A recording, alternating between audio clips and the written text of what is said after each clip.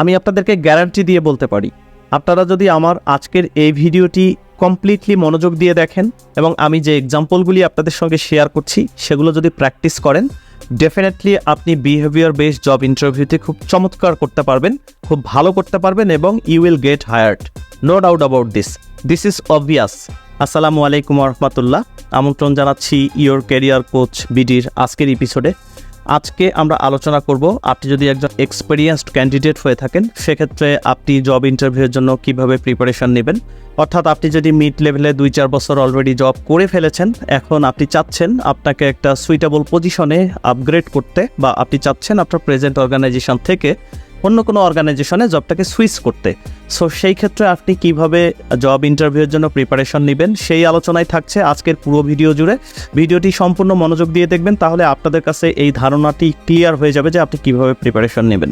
This is very important. তার কারণ একটা জিনিস খেয়াল করবেন, ফ্রেশার্সদের জব ইন্টারভিউ কিন্তু একভাবে হয়ে থাকে আর এক্সপেরিয়েন্সড ক্যান্ডিডেটদের জব ইন্টারভিউ কিন্তু আরেকভাবে হয়ে থাকে। সো এইখানে কিন্তু কিছু কিছু স্ট্র্যাটেজিক বিষয় থাকে, যে স্ট্র্যাটেজিক বিষয়গুলো আসলে এক্সপেরিয়েন্সড ক্যান্ডিডেটদেরকে ইন্টারভিউয়াররা কোশ্চেন করে থাকে। সো আমার রিয়েল লাইফ এক্সাম্পল থেকে আমি আপনাদেরকে শেয়ার করছি যে আপনি মূলত কিভাবে প্রিপারেশন নেবেন, কিভাবে প্রিপেয়ার্ড হবেন ফর ইয়োর জব ইন্টারভিউ। এখন প্রশ্ন হলো, আপনি যদি একজন এক্সপেরিয়েন্সড ক্যান্ডিডেট হয়ে থাকেন সেক্ষেত্রে আপনি কোন মেথড ফলো করে জব ইন্টারভিউর জন্য প্রিপারেশন নেবেন। This is a very very important asking. তার কারণ হলো, প্রাইভেট অর্গানাইজেশন এক একটি প্রতিষ্ঠান এক এক ধরনের বিজনেস নিয়ে ডিল করে থাকে। আপনি ধরুন এই মুহূর্তে কাজ করছেন কোনো একটি নন ব্যাংকিং ফাইন্যান্সিয়াল ইনস্টিটিউটে, এখন আপনি যেতে চাচ্ছেন ব্যাংকিং ইন্ডাস্ট্রিতে।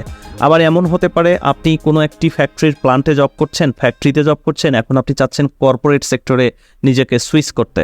আবার এমনও হতে পারে যে আপনি এনজিওতে জব করছেন, এখন আপনি মনে মনে প্ল্যান করলেন যে আপনি অন্য কোনো কর্পোরেট সেক্টরে ক্যারিয়ার করবেন। আপনি যখন এক ইন্ডাস্ট্রিতে জব করছেন, চাচ্ছেন আপনার জবটাকে সুইচ করে অন্য কোনো ইন্ডাস্ট্রিতে নিজেকে এস্টাবলিশ করতে, সেক্ষেত্রে কিন্তু আপনাকে জব ইন্টারভিউ প্রিপারেশন নেওয়ার কোনো বিকল্প নেই।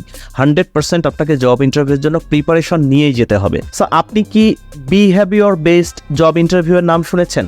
বিহেভিয়ার বেসড জব ইন্টারভিউ কখনো আপনি ফেস করেছেন? আপনি কি বিহেভিয়ার বেসড জব ইন্টারভিউগুলোতে কোন ধরনের কোশ্চেনগুলো জিজ্ঞেস করা হয় সেগুলো কি জেনেছেন? জানলেও কোনো প্রবলেম নেই, আপনি আপনাকে ঝালিয়ে নিতে পারেন, আর না জানলেও কোনো প্রবলেম নেই, I am here to provide you proper information. Anyway, behaviour based job interview মূলত নেওয়া হয়ে থাকে একটা ক্যান্ডিডেট কোন সিচুয়েশনে কী ধরনের আচরণ করে সেটিকে আইডেন্টিফাই করার জন্য। তার কারণ হলো, একটি অর্গানাইজেশনের মিড লেভেল বা মিড সিনিয়র লেভেলে আপনি যখন কাজ করবেন তখন কিন্তু আপনার অ্যাটিটিউড ম্যাটার্স, ডেফিনেটলি আপনার অ্যাটিটিউড ম্যাটার্স। তার কারণ হলো, আপনার অ্যাটিটিউডের মাধ্যমে কিন্তু ওই অর্গানাইজেশনের ব্র্যান্ডিং এস্টাবলিশ হয়, ওই অর্গানাইজেশনকে আপনি রিপ্রেজেন্ট করেন, অ্যাট দ্য সেম টাইম ওই অর্গানাইজেশনের কালচারটাকে কিন্তু আপনি রিপ্রেজেন্ট করেন।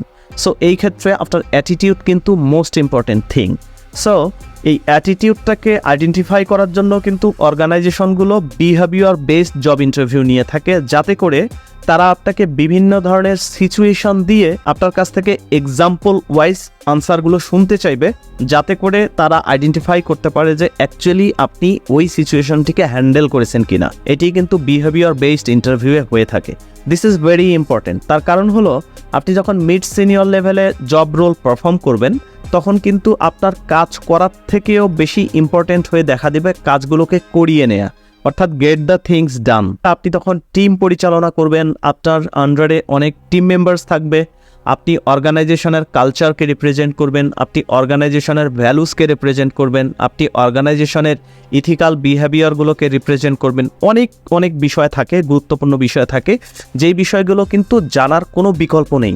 আপনি যখন এন্ট্রি লেভেলে জব করছেন তখন কিন্তু আপনি অনেক বেশি ফাংশনাল হয়ে থাকেন, অনেক বেশি ফাংশনাল অ্যাক্টিভিটিসগুলি আপনাকে অ্যাকমপ্লিশ করতে হয়।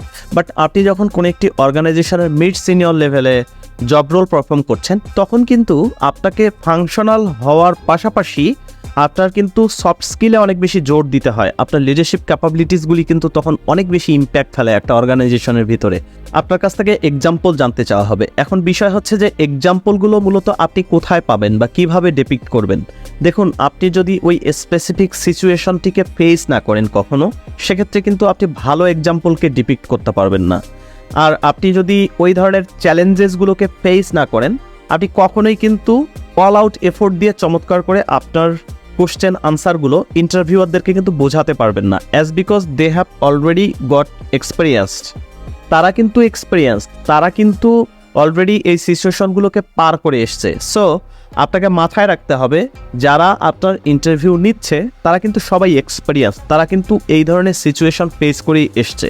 সো একটা অর্গানাইজেশন মূলত বিহেভিয়ার বেসড জব ইন্টারভিউয়ের দিকে ফোকাস দিয়ে থাকে এজন্যই, যাতে করে তারা যেই সমস্ত মিড সিনিয়র লেভেলের পজিশনগুলোতে লোকবল হায়ার করতে চাচ্ছে তারা যেন তাদের কালচারটাকে রিপ্রেজেন্ট করে, তাদের ভ্যালুসকে রিপ্রেজেন্ট করে, তাদের মিশন ভিশনকে রিপ্রেজেন্ট করে, অর্থাৎ অর্গানাইজেশনের অন্যান্য যে ফাংশনসগুলি আছে, অর্থাৎ এক্সটার্নাল ইন্টারনাল যে কালচারগুলো রয়েছে সেগুলোকে যেন রিপ্রেজেন্ট করতে পারে। এ কারণেই বিহেভিয়ার বেসড জব ইন্টারভিউ মূলত অর্গানাইজেশনগুলো মিড সিনিয়র লেভেলের এমপ্লয়ীদের ক্ষেত্রে টার্গেট করে থাকে বা অ্যারেঞ্জ করে থাকে। এই কোশ্চেনগুলোর মাধ্যমে মূলত কি জানতে পারে অর্গানাইজেশনের ট্যালেন্ট অ্যাকুইজিশন টিম মূলত এই যে বিহেভিয়ার বেসড কোশ্চেনগুলোকে আপনাকে জিজ্ঞেস করার মাধ্যমে তারা বুঝতে পারে যে আপনি কোন সিচুয়েশনে কেমন রিয়াকশান করছেন, কোন সিচুয়েশনে রেসপন্স কিভাবে করছেন, কোন সিচুয়েশনে আপনি কিভাবে কমিউনিকেট করছেন, কোন সিচুয়েশনে আপনি কেমন আচরণ করছেন, সেটি জানতে পারাটা কিন্তু একটা অর্গানাইজেশনের ট্যালেন্ট অ্যাকুইজিশন টিমের মুখ্য বিষয় হয়ে দাঁড়ায় যখন তারা মিড সিনিয়র লেভেলে কাউকে হায়ার করতে যায়। বিহেভিয়ার বেসড জব ইন্টারভিউতে মূলত কোন ধরনের প্রশ্ন জিজ্ঞেস করা হয়? দেখুন, বিহেভিয়ার বেসড জব ইন্টারভিউতে আপনার কমিউনিকেশন নিয়ে প্রশ্ন করা হয়। আপনার কমিউনিকেশন করার সময় আপনি কী ধরনের রেসপন্স করেন, কী ধরনের আচরণ করেন। আপনার লিডারশিপ নিয়ে কোশ্চেন করা হয়, অর্থাৎ বিভিন্ন ধরনের ডিসিশন মেকিংয়ের সময় মূলত আপনি কী ধরনের আচরণ করেন। আপনার অ্যাডাপ্টেবিলিটি নিয়ে কোশ্চেন করা হয়, যাতে করে ইন্টারভিউ প্যানেল মেম্বার্সরা খুব সহজেই বুঝতে পারে যে আপনার অ্যাডাপ্টেবিলিটি ক্যাপাবিলিটি কত স্ট্রং। আবার অ্যাট দ্য সেম টাইম আপনার টিম ওয়ার্ক নিয়ে কিন্তু প্রশ্ন করা হয়, আপনি টিমে কাজ করতে কতটুকু স্বাচ্ছন্দ্য বোধ করেন। এই জিনিসগুলোকে আইডেন্টিফাই করার জন্য মূলত বিহেভিয়ার বেসড কোশ্চেনগুলো করা হয়ে থাকে মিড সিনিয়র লেভেলের জব ইন্টারভিউতে। এই সমস্যার সমাধান আপনি কিভাবে করবেন, অর্থাৎ আপনি বিহেভিয়ার বেসড জব ইন্টারভিউর জন্য নিজেকে প্রিপেয়ার কিভাবে করবেন, কোন মেথডকে ফলো করে মূলত আপনি মিড সিনিয়র লেভেলে যদি জব সুইচ করতে চান সেক্ষেত্রে জব ইন্টারভিউর প্রিপারেশন নেবেন। ওকে, আপনি কি স্টার মেথডের নাম শুনেছেন? স্টারকে যদি আমরা স্পেলিং করি তাহলে কি হয়? STAR, that means star. এই স্টার মেথডটিকে যদি আপনি ফলো করেন তাহলে খুব চমৎকারভাবে আপনি বিহেভিয়ার বেসড জব ইন্টারভিউগুলো ফেস করতে পারবেন নির্দ্বিধায়, নিঃসন্দেহে। সো স্টারের S indicates situation, T indicates task, A indicates action and finally R indicates result. আপনাকে যখন কোনো ইন্টারভিউ বোর্ডে বিহেভিয়ারাল কোশ্চেনগুলো করা হবে তখন কিন্তু ইন্টারভিউ প্যানেল মেম্বার্সরা আপনার কাছ থেকে এক্সাম্পল জানতে চাইবে। আর এই এক্সাম্পলগুলোকে যখন আপনি ডেলিভারি করবেন তখন মূলত আপনাকে এই স্টার মেথডকে ফলো করে ওই উত্তরগুলোকে কাভার করতে হবে। এই স্টার মেথডের আপনি 4টি স্টেপ ফলো করবেন। তার মধ্যে প্রথম স্টেপটি হচ্ছে সিচুয়েশন, অর্থাৎ আপনি যে এক্সাম্পলই দিতে যান না কেন ওই সংক্রান্ত একটি সিচুয়েশন আইডেন্টিফাই করতে হবে আপনাকে। তারপরে ওই সিচুয়েশনটির জন্য আপনাকে কিছু কাজকর্ম সিলেক্ট করে নিতে হবে। এরপরে যেটা করতে হবে সেটি হচ্ছে আপনাকে কিছু কিছু ইনিশিয়েটিভ নিতে হবে, যেগুলোর নাম হচ্ছে অ্যাকশন।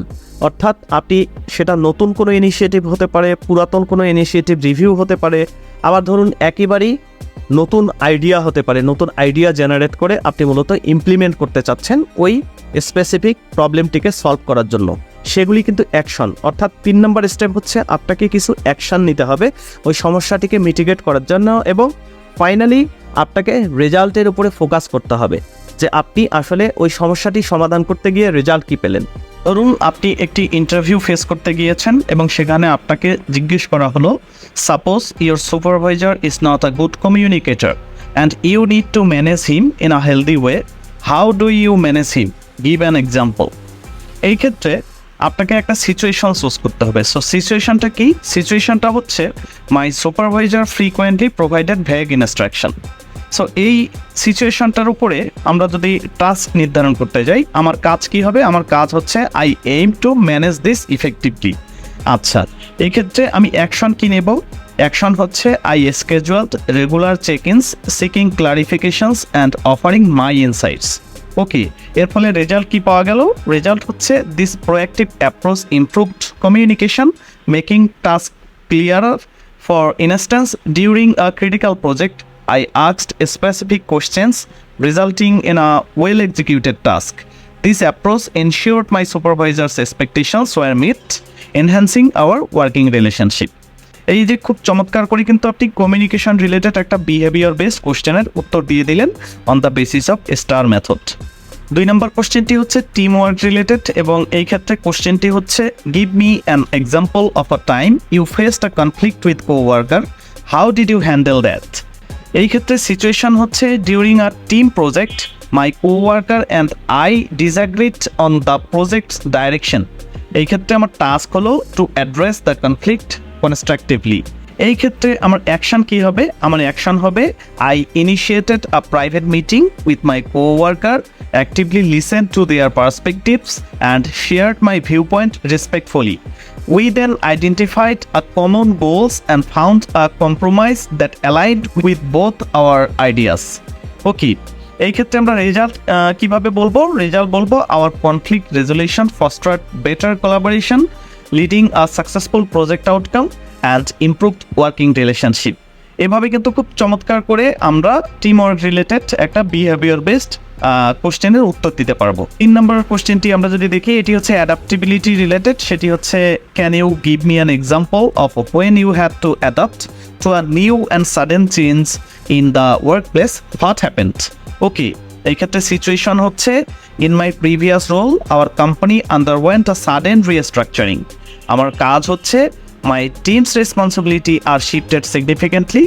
এক্ষেত্রে আমার অ্যাকশন ছিল I quickly embraced the changes, attended relevant training, and collaborated with colleagues to navigate the transition smoothly. Okay, এক্ষেত্রে আমাদের রেজাল্ট কি ছিল? Our team adapted successfully, maintained productivity, and even improved processes in the new structure. Okay, 4 নম্বর কোশ্চেনটি আমরা যদি দেখি, এটি হচ্ছে টাইম ম্যানেজমেন্ট রিলেটেড। সেটি হচ্ছে you managed numerous responsibilities with a tight deadline, how do you handle that, give us an example. এই ক্ষেত্রে সিচুয়েশন হচ্ছে I was tasked with multiple projects with overlapping deadlines at my previous job. আমার কাজ হচ্ছে my goal was to ensure all tasks were completed on time.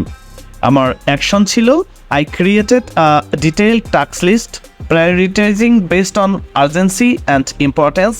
I also delegated some non-critical tasks to my team members and used time management techniques, Pomodoro method, to stay focused. আমার result কি ছিল? My efficiently managing time and task, I successfully met all deadlines and maintained high quality work across all projects. This experience showcased my ability to handle pressure and manage workload effectively. So এভাবে কিন্তু খুব চমৎকার ওয়েতে আমরা কিন্তু behaviour based job interview কোশ্চেনগুলোকে on the basis of STAR method answer করতে পারি। আর আপনি যদি এভাবে আপনার উত্তরগুলোকে সাজিয়ে করতে পারেন তাহলে নিশ্চিতভাবেই আপনার জব হবে, এতে কোনো সন্দেহ নেই। আজকের ভিডিওতে আমি যে এক্সাম্পলগুলো শেয়ার করলাম এগুলোকে কিন্তু আপনি কখনোই 1 দিনে বা 2 দিনে বা 1 সপ্তাহে গ্রাফ করতে পারবেন না। আপনাকে প্র্যাকটিসে নিতে হবে। আপনি প্র্যাকটিস করুন। প্র্যাকটিস করার মধ্য দিয়ে কিন্তু আপনি অনায়াসেই যে কোনো ধরনের ইন্টারভিউ বোর্ডে, যখন আপনি মিড সিনিয়র লেভেলে কোনো ইন্টারভিউ দিতে যাচ্ছেন তখন অনায়াসে আপনি ইন্টারভিউ বোর্ডে ভালো করবেন এবং নিশ্চিতভাবেই আপনার জব হয়ে যাবে, এতে কোনো সন্দেহ নেই।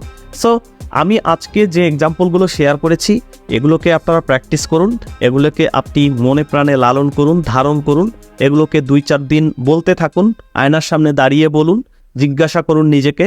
যখন আপনি এভাবে প্রিপারেশন নেবেন তখন আমি আপনাকে গ্যারান্টি দিয়ে বলছি কোনো জব ইন্টারভিউতেই আপনি খালি হাতে ফেরত আসবেন না। আপনার একটা হ্যাপি ক্যারিয়ার জার্নি হোক এই প্রত্যাশায় আজকের এপিসোডে আপনাদের কাছ থেকে বিদায় নিচ্ছি।